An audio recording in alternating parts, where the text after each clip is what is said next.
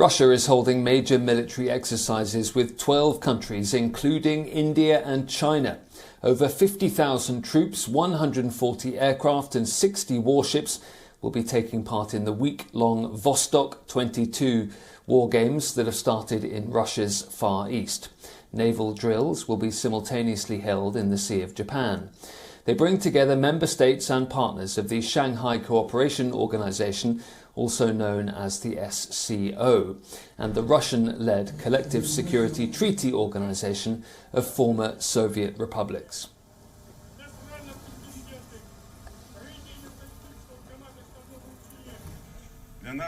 Today is a significant event for our countries, for our armed forces.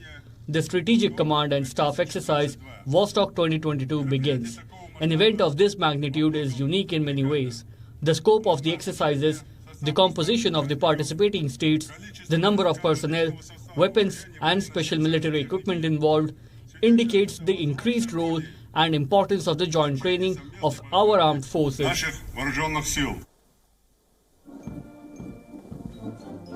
India is sending a contingent from its Gorkha Rifles unit. The troops will undertake joint manoeuvres including field training exercises, combat discussions and firepower exercises. The Chinese Defence Ministry says its army, air and naval forces are taking part in the drills aimed at strengthening military coordination. Earlier this year, Chinese state media reported the Vostok exercises would focus on possible threats, especially from the US in the Pacific region. The US has expressed concern over other countries participating with Russia in the joint military exercises. Japan has lodged protests with Moscow over the naval drills taking place near the Kuril Islands, but has failed to dissuade Moscow from moving forward with the naval exercises.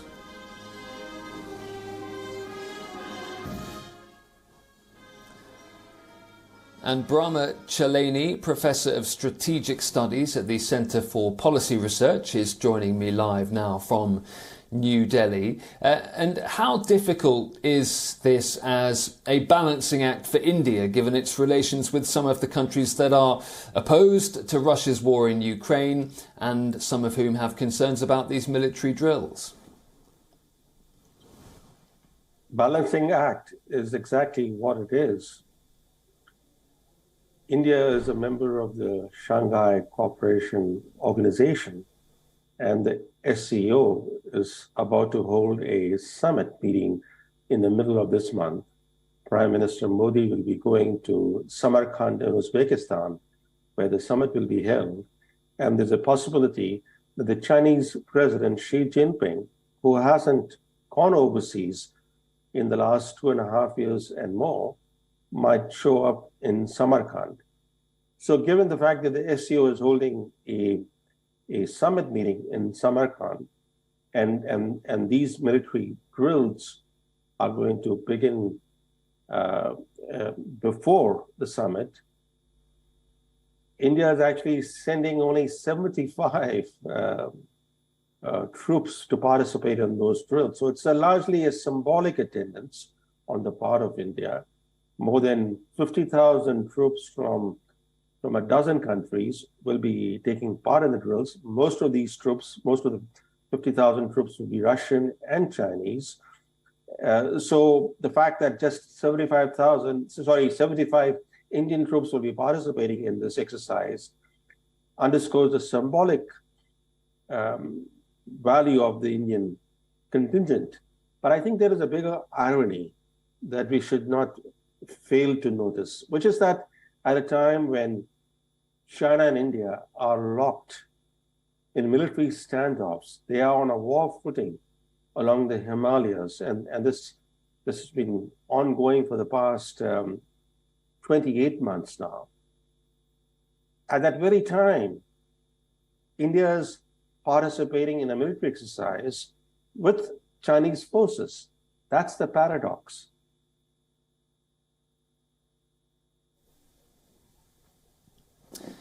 And you talked about symbolism and paradoxes. We know that, of course, Russia has been facing significant difficulties with many of its military ambitions in Ukraine. Is part of this about hoping to restore some sense of credibility in its defence capabilities? And if so, what chance does that stand of happening? For Russia, this military exercise is a great PR exercise because it shows the world, and especially shows the West, that the Western campaign to isolate Russia has been a miserable failure. The fact that a dozen countries are going to be participating in a major military exercise in the Russian Far East underscores the fact that Russia, far from being isolated internationally, is actually quite engaged with non-Western countries. And as far as the war in Ukraine is concerned, the Russian campaign may have suffered some reverses, but the fact remains that more than 1/5 of Ukraine, which is the largest country located entirely within the European continent, more than 1/5 of Ukraine currently is under Russian occupation. And Russia has no intent to retreat from those occupied areas. In fact, not only did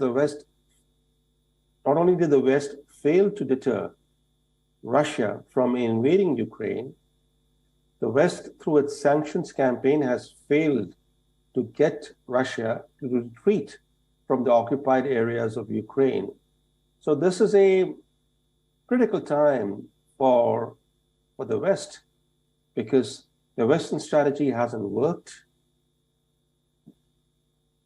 No doubt that Russia faces a difficult time in Ukraine because it did not expect this war to become a stalemate, which is what it has become of late, in the sense that the Russians are not making any significant advances, and there's an offensive and counteroffensive type of situation ongoing, with one side staging an attack and the other side doing a counteroffensive elsewhere.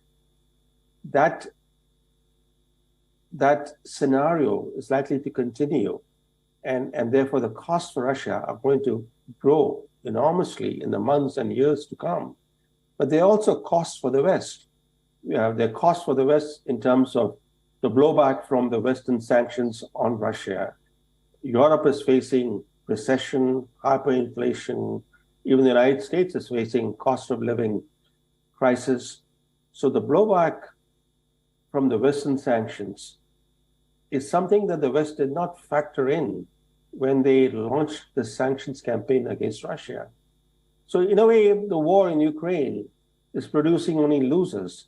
Probably the only winner from this war is China.